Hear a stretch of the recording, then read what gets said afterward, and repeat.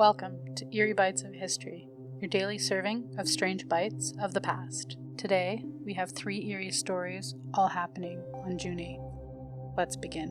On June 8th, 1984, a maintenance worker working in the historic Granada Theater in Kansas was doing routine checks of the light rigs when something caught his eye. Near the back of the stage, he saw what he described as a translucent figure of a man, dressed in a black suit and fedora, clothing unmistakably from the 1940s era. The figure didn't acknowledge him, but also didn't make a sound.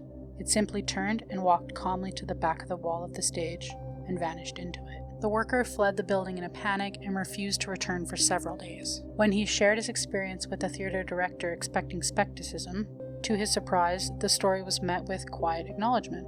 It turned out that he wasn't the first one to see the phantom, nor would he be the last. Over the years, dozens of witnesses from stagehands to performers and even audience members have reported similar sightings, nearly all occurring near early June. Some believe the figure may be a spirit of a stagehand or performer who tragically died during the theater's heyday. Others believe it's a residual haunting, a psychic imprint of a traumatic moment that replays like a broken film reel each year around the same date. There is one especially chilling detail. In 2006, during renovations, workers uncovered a sealed room behind the stage wall where the ghost has been said to vanish. Inside were old stage prop, charred wood beams, and a tattered fedora covered in decades of dust. There's no records explaining the room's purpose, and no logs of any fire, and no obituary of a man matching that description. If the theater really is replaying a tragedy, why was it hidden for so long? And who's the man that's disappearing into its walls? On June 8, 1959, a quiet memorial service was held in the Soviet Union for 9 student hikers who had died under bizarre and brutal circumstances. Their bodies had been discovered months before, scattered in the snow, some barefoot, and others with fractured skulls and broken ribs, one of them even missing her eyes and tongue. The official story blamed an avalanche. Secret internal reports also told of a different tale: high levels of radiation on their clothing, massive internal injuries, and a tent that had been cut open from the inside, as if they fled from something in terror. What makes the June 8th memorial even more strange is its timing. The ceremony was held months after the last body was recovered, and only after classified findings had been leaked from officials and scientists. It felt less like a tribute and more like a quiet attempt to control the narrative.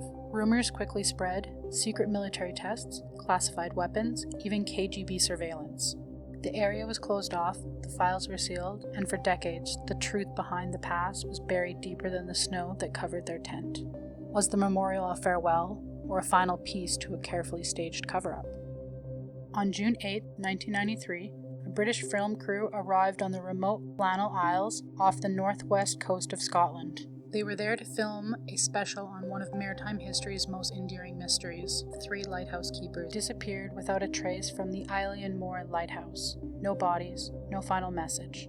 Just a stopped clock, a meal left uneaten, and a journal ending mid-sentence.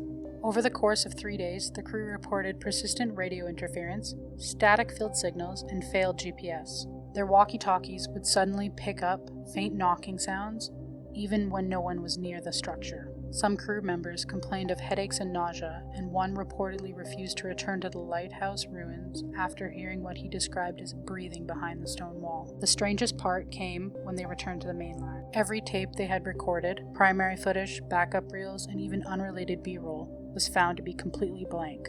Not corrupted, not damaged, just wiped. Engineers examined the tapes and found no signs of tampering. The equipment was working fine before and after the shoot, and the tapes never left secured storage. To this day, none of the footage have ever been recovered. The documentary was scrapped, and the crew never spoke publicly again. One insider later claimed that the production company had received a brief, unsigned legal notice warning them not to pursue any further expeditions on Isle Moor. Was it just technical failure on a stormy isle? Or was it whatever happened in 1900? Was it still on guard in the lighthouse, keeping its secrets for nearly 100 years later? Like your history snack-sized, drop a comment of your favorite bite, and subscribe. Join us daily for your eerie dose of the past.